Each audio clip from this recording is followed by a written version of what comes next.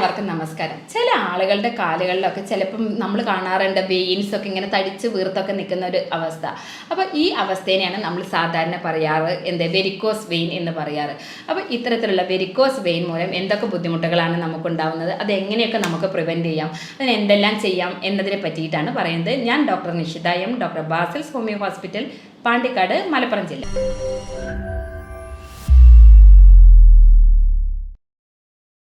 ചില ആളുകളുടെ കാലുകളിൽ നമ്മൾ കാണാറുണ്ട് ഞരമ്പുകളൊക്കെ വീർത്ത് തടിച്ച് അതിൻ്റെ ആ ഒരു സ്ഥാനത്ത് നിന്ന് മാറി ഒരു വളരെ ബുദ്ധിമുട്ടുള്ള ഒരു കണ്ടീഷനായിട്ട് മാറാറുണ്ട്. ഈ ഒരു കണ്ടീഷനെയാണ് നമ്മൾ വെരിക്കോസ് വെയിൻ എന്ന് പറയാറുള്ളത്.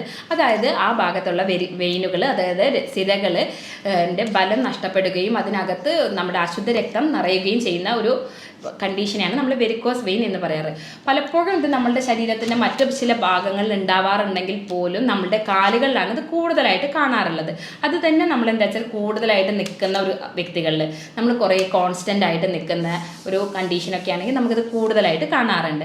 പലപ്പോഴും എന്താണെന്ന് വെച്ചാൽ നമ്മളെ കാലുകളാണ് നമ്മളുടെ മോൾഭാഗത്തിൻ്റെ മുഴുവൻ ഭാരം താങ്ങി നിർത്താറ്. അപ്പോൾ അത്തരത്തിലുള്ള ആ ഒരു ഭാരം താങ്ങി നിർത്തുമ്പോൾ നമ്മൾ ആ കാലുകളിലേക്കുള്ള സിരകൾ, അതായത് കാലുകളിലേക്കുള്ള വെയിൻസ് എന്താവും, അതിന് ബലക്ഷയം സംഭവിക്കുകയും അതിൽ നിന്നുള്ള രക്തയോട്ടം കുറയുകയും അത് തിരിച്ച് റിവേഴ്സ് എന്നുള്ള ഒരു രീതിയിലേക്ക് വരികയും ആ ഭാഗം ബൾജ് ചെയ്ത് വെയിൻസ് ബൾജ് ചെയ്ത് വരികയും അതായത് തടിച്ചു കൂടുകയും ചെയ്യുന്ന ഒരു അവസ്ഥേനെയാണ് വെരിക്കോസ് വെയിൻ എന്ന് പറയാറ്. ഇനി നമുക്ക് നോക്കാം ഈ വെരിക്കോസ് വെയിൻ ഉണ്ടാവുന്നതിനുള്ള കാരണങ്ങൾ എന്തൊക്കെയാണെന്ന്. അതിൽ പ്രധാന ഒന്നാണ് പ്രായം. നമുക്കറിയാൻ പറ്റും ഏജ് അഡ്വാൻസ്, അതായത് നമ്മൾ പ്രായം കൂടുന്നതിനനുസരിച്ച് നമ്മുടെ വെയിൻസുകളും ഒക്കെ എന്താ വെച്ചാൽ ശോഷിക്കും. അപ്പം ബലക്ഷയം സംഭവിക്കുമ്പോൾ ഇതുപോലെ തന്നെ ഈ രക്തയോട്ടത്തിൻ്റെ അഭാവം കുറയുകയും ആ ഭാഗത്തുള്ള സിരകളിൽ എന്തെങ്കിലും വെയിൻസ് എന്താ വെച്ചാൽ ടോർച്ചർ ചെയ്യുകയും ചെയ്യുന്ന ഒരവസ്ഥ. അപ്പോൾ പ്രായം അതിനൊരു പ്രധാന ഘടകമാണ്. മറ്റൊന്നാണ് പാരമ്പര്യം. നമ്മുടെ ഫാമിലി ഹിസ്റ്ററി, അതായത് അച്ഛനോ അമ്മയ്ക്കോ ഒക്കെ ഉണ്ടെങ്കിൽ അത്തരത്തിലുള്ള ആളുകളിലും ഇത്തരത്തിലുള്ള ബുദ്ധിമുട്ടുകൾ കാണിക്കാറുണ്ട്. മറ്റൊരു കാരണമാണ് അമിതഭാരം അഥവാ ഒബീസിറ്റി. ഈ അമിതഭാരമുള്ള വ്യക്തികളിലാണെങ്കിൽ ഈ അമിതഭാരം മൂലം നമ്മുടെ വെയിൻസുകൾ ആ ഭാരം ഉണ്ടാവുകയും അതിന് ടോർസിസിറ്റി, അതായത് വെയിൻസ് കുത്തിക്കൂടുന്ന ഒരു അവസ്ഥയിലേക്ക് എത്തുകയും ചെയ്യുക എന്നുള്ളത്. മറ്റൊരു പ്രധാന കാരണം നമ്മൾ ലോങ് സ്റ്റാൻഡിങ് ആയിട്ട് നിൽക്കുക, നമ്മുടെ ചലനക്കുറവ്. നമ്മൾ ഇരിക്കുകയാണെങ്കിൽ കോൺസ്റ്റൻ്റ് ആയി അത്തരത്തിൽ ഇരിക്കുക, അതുപോലെ തന്നെ നമ്മൾ നടക്കുകയാണെങ്കിൽ അല്ലെങ്കിൽ നിന്ന് ചെയ്യുന്ന ഒരു ലോങ് സ്റ്റാൻഡിങ് ജോലിയൊക്കെ ഉള്ള ഒരു വ്യക്തികളാണെങ്കിൽ അവർക്കും ഇത്തരത്തിലുള്ളത് കൂടുതലായിട്ട് കാണാനുള്ള ചാൻസ് ഉണ്ട്. മറ്റൊന്നാണ് ഗർഭധാരണ കാലഘട്ടത്ത്. ഗർഭധാരണ കാലത്ത് നമ്മുടെ യൂട്രസിൻ്റെ വലുതാവൽ മൂലം, അതായത് ഗർഭാശയത്തിൻ്റെ ഒരു വളർച്ച, കുഞ്ഞിൻ്റെ ഒരു വളർച്ചയൊക്കെ മൂലം നമ്മുടെ താഴെ ഭാഗത്തേക്കുള്ള വെയിൻസിനെയൊക്കെ അത് കംപ്രസ് ചെയ്യും. അപ്പം അത്തരത്തിലും ആ ബുദ്ധിമുട്ടുകൾ ഉണ്ടാവാറുണ്ട്. യൂഷ്വലി എന്താ വെച്ചാൽ ഈ ഗർഭധാരണ കാലത്ത് ഉണ്ടാകുമ്പോൾ ഒരു 3 മാസമൊക്കെ കഴിയുമ്പോൾ തന്നെ അത് നോർമലി ഇത് മാറിക്കിട്ടാറുണ്ട്. ഇത്തരത്തിലുള്ള ഈ വെരിക്കോസ് വെയിൻ ഒക്കെ ഉണ്ടെങ്കിൽ അതിൻ്റെ ലക്ഷണങ്ങൾ എന്താണ് എന്നുള്ളത് നമ്മൾ ആദ്യമേ പറഞ്ഞു. ആ ഭാഗത്തുള്ള സ്കിൻ ഒരു പർപ്പിൾ കളർ അല്ലെങ്കിൽ ഒരു റെഡിഷ് കളറാവുക അല്ലെങ്കിൽ ഒരു ബ്ലൂയിഷ് കളറായിട്ട് മാറുന്നുണ്ട്. പിന്നെ ആ ഭാഗത്ത് ഭയങ്കര കടച്ചിലുണ്ടാവും, അതുപോലെ തന്നെ പുകച്ചിലോട് കൂടിയിട്ടൊക്കെ ആയിരിക്കും ഉണ്ടാവുക. ചില ആളുകളിൽ ആ ഭാഗത്ത് നമ്മളെ കണങ്കാലിൻ്റെ ഒക്കെ ഭാഗത്തായിട്ട് അൾസറുകളായിട്ട് രൂപപ്പെടാറുണ്ട്.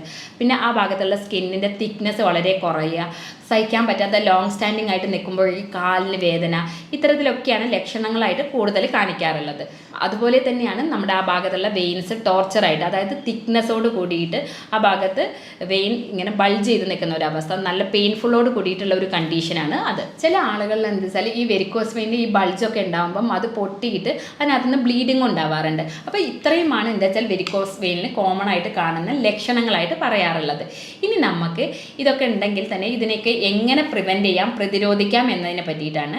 ഈ വെരിക്കോസ് വെയിൻ പ്രതിരോധിക്കുന്നതിന് വേണ്ടി നമ്മൾ എന്തൊക്കെയാണ് ചെയ്യേണ്ടത് എന്നുള്ളത്. ഇത്തരത്തിലുള്ള വെരിക്കോസ് വെയിൻ മൂലം നിങ്ങൾക്ക് ബുദ്ധിമുട്ടുണ്ടെങ്കിൽ നമുക്ക് എന്തെല്ലാം ചെയ്തിട്ട് അതിൻ്റെ ഒരു ബുദ്ധിമുട്ടുകൾ നമുക്ക് കുറയ്ക്കാം എന്നതിനെ പറ്റിയിട്ടാണ്. പ്രത്യേകിച്ച് നമ്മൾ ശ്രദ്ധിക്കേണ്ടത് വെച്ചാൽ ശരീരഭാരം നമ്മുടെ BMIക്ക് അനുസരിച്ച് ക്രമീകരിക്കുക എന്നുള്ളതാണ്. മറ്റൊന്ന് റെഗുലറായിട്ട് എക്സസൈസ് ചെയ്യുക. നമ്മളൊരു കൂടുതൽ നേരം നിൽക്കുന്ന ഒരു ജോലി ഒക്കെയുള്ള ഒരു വ്യക്തികളാണെങ്കിൽ നമ്മൾ അല്പനേരം റെസ്റ്റ് ചെയ്തതിന് ശേഷം ജോലി കണ്ടിന്യൂ ചെയ്യുക. അതുപോലെ തന്നെ കോൺസ്റ്റൻ്റ് ആയിട്ട് ഇരിക്കുന്ന ഒരു വ്യക്തികളാണെങ്കിൽ കുറച്ച് നേരത്തിന് ശേഷം ഒന്ന് മൂവ് ചെയ്തതിന് ശേഷം വീണ്ടും ജോലി കണ്ടിന്യൂ ചെയ്യുക എന്നുള്ളത് മറ്റൊരു പ്രധാനമാണ്. ഇനി നമ്മൾ കിടക്കുമ്പോൾ എന്താ വെച്ചാൽ 2-3 തലയണകൾ വെച്ചിട്ട് നമ്മുടെ കാലിൻ്റെ ഭാഗം പൊന്തിച്ച് വെക്കുക. അപ്പോൾ അത്തരത്തിൽ പൊന്തിച്ച് വെക്കുമ്പോൾ നമ്മുടെ തലയുടെ ഭാഗത്തിനേക്കാളും കാലിൻ്റെ ഭാഗം പൊന്തിയിരിക്കുമ്പോൾ ആ ഭാഗത്തേക്കുള്ള രക്തയോട്ടത്തിനുള്ള വ്യത്യാസം വരികയും പെയിൻ മൂലമുള്ള ബുദ്ധിമുട്ടുകളൊക്കെ നമുക്ക് കുറയ്ക്കാൻ സാധിക്കുന്നതാണ് ഇത്തരത്തിലുള്ള വെരിക്കോസ് വെയിൻ ഉള്ള വ്യക്തികൾക്ക്. അതുപോലെ നമുക്ക് ചെയ്യാവുന്ന മറ്റൊരു കാര്യം എന്താണെന്ന് വെച്ചാൽ കാലുകൾ ഇടയ്ക്കിടയ്ക്ക് മസാജ് ചെയ്ത് കൊടുക്കുക. നമ്മുടെ ആ കാഫ് മസിൽസ്, അതായത് കാലിൻ്റെ ആ ഭാഗത്തുള്ള മസിൽസൊക്കെ നമ്മൾ ഇടയ്ക്കിടയ്ക്ക് മസാജ് ചെയ്ത് കൊടുക്കുക എന്നുള്ളത് എന്നുള്ളത് നമുക്ക് ചെയ്യാൻ പറ്റുന്ന ഒരു കാര്യമാണ്. അതുപോലെ നമുക്ക് ചെയ്യാവുന്ന മറ്റൊന്നാണ് കംപ്രഷൻ സ്റ്റോക്കിംഗ് എന്ന് പറയുന്നത്. അതായത് നമ്മുടെ കണങ്കാലിൻ്റെ ഭാഗത്ത് 2 കൈയും വെച്ചിട്ട് അവിടുത്തെ മസിൽസിനെ നമ്മളിങ്ങനെ സ്ക്യൂസ് ചെയ്ത് കൊടുക്കുക. അപ്പോൾ ഇത്തരത്തിലുള്ള ചെയ്യുമ്പം നമുക്ക് ഇതുപോലെയുള്ള ബുദ്ധിമുട്ടുകൾ ഒരുപാട് കുറയ്ക്കാൻ സാധിക്കുന്നതാണ്. പിന്നെ ലോങ് സ്റ്റാൻഡിങ് ആയിട്ടൊക്കെ നിന്ന് ജോലി ചെയ്യുന്ന ഒരു വ്യക്തികൾ അല്ലെങ്കിൽ ഒരു വീട്ടമ്മയൊക്കെ ആണെങ്കിൽ നമുക്ക് പെയിനൊക്കെ ഉണ്ടെങ്കിൽ നമ്മളൊരു 10 മിനിറ്റ് നേരം കാല് നീട്ടി വെച്ച് നിവർന്നിരിക്കുക എന്നുള്ളത് ഏറ്റവും പ്രധാനപ്പെട്ട ഒരു മാനേജ്മെൻ്റ് ആണ്. ഇനി നമുക്ക് ഈ വെരിക്കോസ് വെയിൻ ഒക്കെ ഉണ്ടെങ്കിൽ നമ്മൾക്ക് ഇത് എങ്ങനെ ഫൈൻഡ് ഔട്ട് ചെയ്യാമെന്ന് വെച്ചാൽ ഡോപ്ലർ സ്കാനിൻ്റെ വെയിൻസിൻ്റെ ഡോപ്ലർ സ്കാൻ വഴി നമുക്കിത് മനസ്സിലാക്കാൻ സാധ്യമാവുന്നതാണ്. അതുപോലെ തന്നെ നമുക്ക് പേഷ്യൻസിൻ്റെ സിംറ്റമാറ്റിക് ഹിസ്റ്ററി വഴി തന്നെ നമുക്ക് ആദ്യം ഇത് മനസ്സിലാക്കിയെടുക്കാൻ പറ്റുന്നതാണ്. ഇനി ഇത്തരത്തിലൊരു വെരിക്കോസ് വെയിൻ ഒക്കെ ഉണ്ടെങ്കിൽ നമുക്ക് വീട്ടിൽ വെച്ച് ചെയ്യാവുന്ന ചില കാര്യങ്ങളെ പറ്റിയിട്ടാണ് പറയുന്നത്. വീട്ടിൽ ചെയ്യാൻ പറ്റുന്ന ഹോം റെമഡീസിനെ പറ്റിയിട്ടാണ്. കറ്റാർവാഴയുടെ ജെല്ലെടുത്തിട്ട് നമുക്ക് ഈ വെരിക്കോസ് വെയിനുള്ള ഏരിയയിൽ നമുക്ക് അപ്ലൈ ചെയ്ത് കൊടുക്കുന്നത് അതിൻ്റെ സ്കിന്നിൻ്റെ തിക്നെസ്സും അതുപോലെ തന്നെ പെയിനൊക്കെ കുറയ്ക്കാൻ വേണ്ടി സഹായിക്കുന്നതാണ്. അതുപോലെ തന്നെയാണ് വെളുത്തുള്ളി അല്പം ചെറുനാരങ്ങ നീരിലോ അല്ലെങ്കിൽ അല്പം ചൂടുവെള്ളത്തിലോ ദിവസവും കഴിക്കുന്നത് ഇതിൻ്റെ ഒരു ബുദ്ധിമുട്ടുകളൊക്കെ കുറയ്ക്കാൻ നമ്മളെ സഹായിക്കുന്നതാണ്. അതേപോലെ വെളുത്തുള്ളി നീരും അതുപോലെ തന്നെ 1 ടീസ്പൂൺ തേനും കൂടെ സമം ചേർത്തിട്ട് നമ്മുടെ ഈ വെയിൻ ടോർച്ചർ ആയിട്ടുള്ള ഭാഗങ്ങളിലൊക്കെ അപ്ലൈ ചെയ്യുന്നത് അതിൻ്റെ ഒരു പുകച്ചിൽ അത്തരത്തിലുള്ള ഒരു ബുദ്ധിമുട്ടുകളൊക്കെ കുറയ്ക്കാൻ വേണ്ടി നമ്മെ സഹായിക്കുന്നതാണ്. അതുപോലെ തന്നെ നമുക്ക് ചെയ്യാവുന്ന മറ്റൊരു കാര്യമാണ് 2 പച്ചത്തക്കാളിയും 1 ടീസ്പൂണ് തേനും കൂടെ ദിവസവും രാവിലെ വെറും വയറ്റിൽ കഴിക്കുന്നത് ഇത്തരത്തിലുള്ള ബുദ്ധിമുട്ടുകൾ കുറയ്ക്കാൻ സഹായിക്കുന്നതാണ്.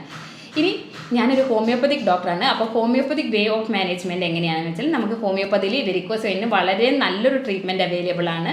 നമുക്ക് പേഷ്യൻസിൻ്റെ രോഗത്തിൻ്റെ ലക്ഷണങ്ങളും രോഗിയുടെ ലക്ഷണങ്ങളൊക്കെ നമ്മൾ നോക്കിയിട്ട് വളരെ കൃത്യമായിട്ട് തന്നെ യാതൊരു പാർശ്വഫലങ്ങളും ഇല്ലാത്ത ഹോമിയോപ്പതിക് മെഡിസിൻ വളരെ സേഫായിട്ട് തന്നെ ഏതൊരു പ്രായക്കാർക്കും ഉപയോഗിക്കാവുന്നതാണ്. നമ്മളത് റെപ്പട്രൈസേഷൻ എന്നുള്ളൊരു മെത്തേഡ് വഴി ജർമ്മൻ നിർമ്മിതമായ മെഡിസിൻസാണ് നമ്മൾ പേഷ്യൻസിന് കൊടുക്കുന്നത്. അതുകൊണ്ട് തന്നെ അവർക്ക് ഇതൊരു ശാശ്വതമായ ഒരു പരിഹാരം ലഭ്യമാവുന്നതാണ്. അപ്പോൾ ഇത്തരത്തിലൊരു ബുദ്ധിമുട്ട് നിങ്ങൾക്കുണ്ടെങ്കിൽ നിങ്ങൾക്ക് എന്നെ കോൺടാക്ട് ചെയ്യാവുന്നതാണ്. ഞാൻ doctor Nishitha M, doctor Basil's homeo hospital, Pandikkad, Malappuram ജില്ല.